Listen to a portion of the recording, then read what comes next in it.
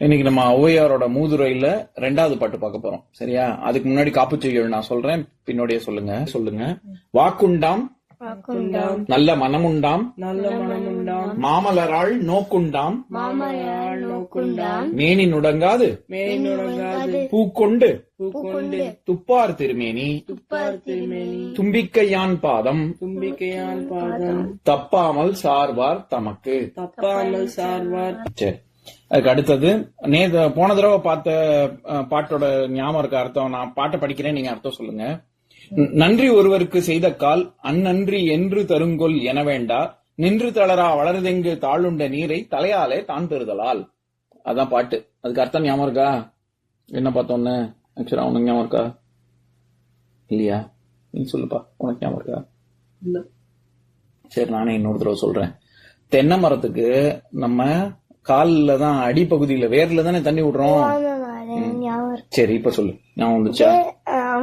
இது விடும்போது ஆனா அது மேலதான் வளருது.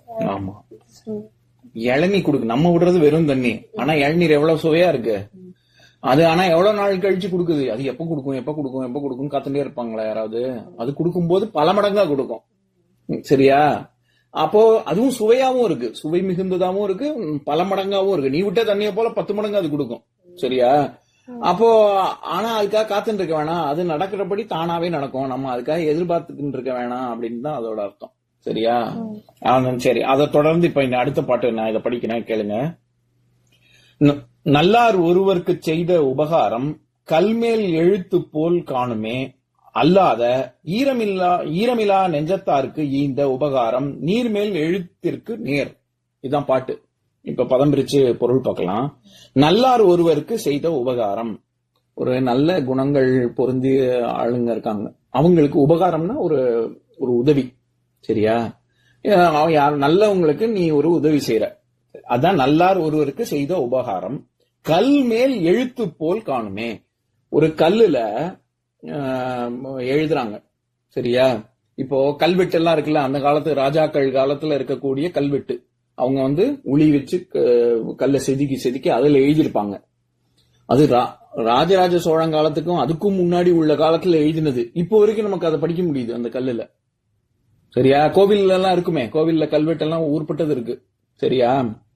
பிரகாரத்தை சுத்தியே சில இடங்கள்ல வச்சிருப்பாங்க. அதெல்லாம் ரொம்ப ரொம்ப காலத்துக்கு முன்னாடி, 1000 வருஷத்துக்கும் முன்னாடி எழுதினது. ஔவையார் என்ன சொல்றாங்க, யாராவது ஒருத்தவங்க நல்ல குணத்துல இருக்கிறவங்களுக்கு நீ உதவி செஞ்சேன்னா அது கல் மேல கல்வெட்டு எழுதினதுக்கு சமம் அப்படின்னு சொல்றாங்க. சரியா? கல் மேல் எழுத்து போல் காணுமே. சரி, அல்லாத ஈரமிலா நெஞ்சத்தாருக்கு. ஈரம்னா கொஞ்சம் கூட நெஞ்சத்துல ஈரம் இல்லையா அப்படின்னு என்ன அர்த்தம்? ரொம்ப வெட்டா இருக்காங்க, அந்த ஈரத்துக்கு என்ன அர்த்தம்? இறக்க குணம். சரியா? அந்த மாதிரி கொஞ்சம் கூட ஈரமில்லாத நெஞ்சத்தாருக்கு ஈந்த உபகாரம். யாரோ ஒருத்தவங்களுக்கு நன்றி, அவங்க கொஞ்சம் கூட ஒரு நன்றியே உணர்வே இல்ல, அப்பேற்பட்டவங்களுக்கு நீ போய் ஒரு உபகாரம் செய்யற. அது எப்படின்னா நீர் மேல் எழுத்திற்கு நேர். தண்ணியில எழுதி வச்சா அது நிக்குமா? அது மையால எழுதினாலும் சரி, சும்மா அப்படி ஓலை உளியால இப்படி செதுக்கிற மாதிரி தண்ணியில போய் இப்படி வச்சு செய்யினா நிக்குமா? அது ஏதாவது இருக்குமா? பெயிண்ட் வச்சு போனா கூட நிக்காதே தண்ணியில. எவ்வளவு நேரம் இருக்கும்?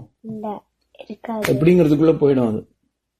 அப்ப ஔவையார் என்ன சொல்றாங்க, நீ நல்லவங்களுக்கு செஞ்சனா அது கல்வெட்டு மாதிரி கல் மேல செதுக்கினதுக்கு சமம், அழியவே அழியாது. ஆனா மோசமானவங்க, நன்றி மறக்கிறவங்களுக்கு, அந்த மாதிரி குணம் உள்ளவங்களுக்கு நீ செஞ்சேன்னா அது தண்ணி. சில பேர் பழமொழியை சும்மா பேச்சு வழக்கில சொல்லுவாங்க, நான் இதை பண்ணிடுறேன் அப்படின்னு. ஆமாண்டா, நீ சொல்றதெல்லாம் தண்ணியில எழுதி வச்சதுக்கு சமம் அப்படின்னு சொல்லுவாங்க. அப்படின்னா என்னன்னா நீ சொல்றதெல்லாம் நம்ப முடியாதுன்னு அர்த்தம். புரிஞ்சுதா? அப்போ கெட்டவங்களுக்கு நீ போய் ஒரு நன்றி, ஒரு ஏதோ உபகாரம் பண்ணேன்னா அவங்க அதெல்லாம் மறந்துடுவாங்க. நீ எனக்கா, நீ எப்ப உதவி பண்ண அப்படின்னு கேட்பாங்க அப்படின்னு அர்த்தம். இப்ப இதையே திருக்குறள்வர் செய்நன்றி அறிதல்ல திணைத்துணை நன்றி செய்யணும் பனைத்துணையா கொள்வர் பயன் தெரிவார் அப்படின்னு ஒரு குறள் இருக்கு. திணைனா ரொம்ப சின்னது, ரொம்ப சிறுதானியங்கள் இருக்குல்ல, அதான் திணை. பனைனா பனை இவ்வளவு பெருசு இருக்கும், ஒரு பனங்கா இவ்வளவு பெருசு இருக்கும். நீ இத்தினூண்டு உதவி செஞ்சா கூட நல்லவங்க அத எப்பவுமே ஞாபகத்துல வச்சுப்பாங்க. அவன் எனக்கு என்ன பண்ணினா தெரியுமா நான் கஷ்டத்துல இருக்கும்போது அப்படின்னு சொல்லி அதை ரொம்ப 4 பேர்ட்ட ரொம்ப பெருமையாவும் பெருசாவும் சொல்லுவாங்க. அவன் பண்ணது திருண்டுதான் அப்படிலாம் சொல்ல மாட்டாங்க நல்லவங்க. நல்லவங்க என்ன பண்ணுவாங்க, திணைத்துணை நீ நன்றி செஞ்சா கூட அதை பனைத்துணையாக எண்ணுவாங்க. ரொம்ப காலத்துக்கு அப்புறம் கூட நினைச்சு பார்ப்பாங்க, அப்படி அவன் என்ன பண்ணினான் தெரியுமா அப்படின்னு. அதனால அது கல் மேல எழுதினதுன்னு சொல்றாரு ஔவையார். புரிஞ்சுதா? இப்ப நான் பாட்டை படிக்கிறேன், நீங்க என் கூட சேர்ந்து இன்னொருத்தர் படிங்க. சொல்றேன். நல்லார் ஒருவருக்கு செய்த உபகாரம் கல் மேல் எழுத்து போல் காணுமே, அல்லாத ஈரமிலா நெஞ்சத்தார்க்கு இந்த உபகாரம் நீர்மேல் எழுத்துக்கு நேர்.